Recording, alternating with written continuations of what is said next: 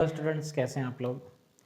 आज एक ऐसे डाउट को लेके चलते हैं जो आपका एक्टिव पैसिव में भी क्लियर हो जाएगा। और यहाँ पे अगर क्लियर का मतलब ऐसा डाउट है कि आपको ना तो एरर में दिक्कत देगा ना फिल इन द ब्लैंक्स में, और एक आपका एक्टिव से पैसिव जो बनाते हैं वो भी डाउट क्लियर हो जाएगा। ठीक है, तो आप मुझे बताना गाइस क्या ठीक है, कौन सा सेंटेंस ठीक है।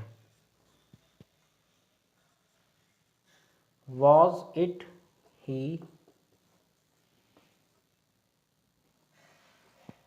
यू वर टॉकिंग अबाउट, या टॉकिंग टू, है ना, 1 और 2 है, सही है।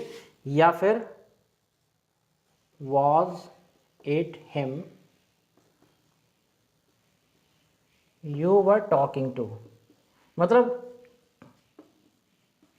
देखिए मीनिंग क्या है, was it he you were talking to, क्या वो था जिससे तुम बात कर रहे थे, या फिर was it him you were talking to, क्या वो था जिससे तुम बात कर रहे थे। तो यहाँ पे मुद्दा ये है कि क्या यहाँ ये ही सही है या हिम सही है ना।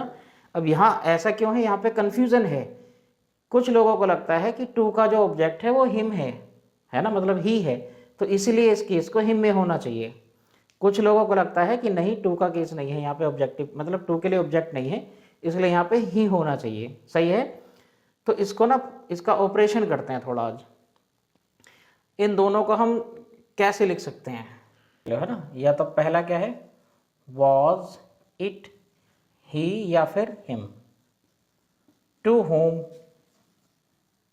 टू होम, है ना, you were talking, you were talking,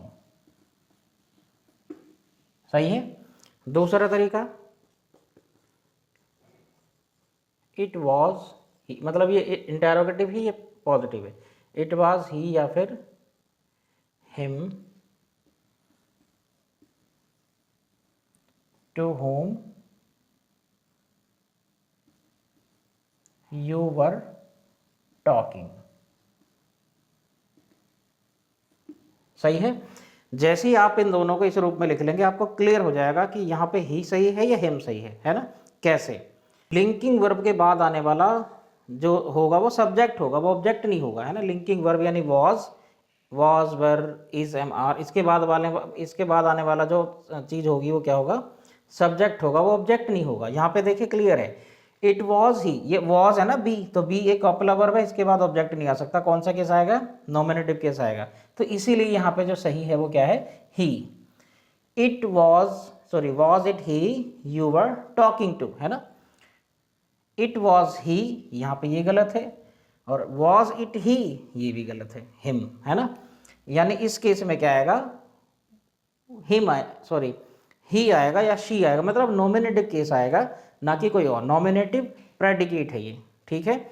ये जो हिस्सा देखिएगा, अगर आपको ऐसी सिचुएशन मिले, बहुत ही सिंपल है, ये जो यहाँ पे आएगा ये इसका हिस्सा है ना, was it he, was it ही किसका हिस्सा, वॉज और इट का, और ये क्या है, नॉमिनेटिव प्रेडिकेट है ना। यानी ये जो कॉपुलर वर्ब है, लिंकिंग वर्ब है, इसके लिए यूज हुआ है, और इसके लिए इसको कौन सा केस में रहना है, नॉमिनेटिव में ही रहना है, ध्यान रखना आप। सही है, कौन से केस में रहना है, नॉमिनेटिव में। ठीक, अब ये कहाँ काम करेगा, जैसे आपके सेंटेंस आ गया, एक्टिव है, आपको बनाना है उसका पैसिव, हु कॉल्ड यू। तो इसका आपने सुना होगा, दो तरह से बनता है ना। पहला तरीका क्या है पैसिव का, who called you, by whom, were you called,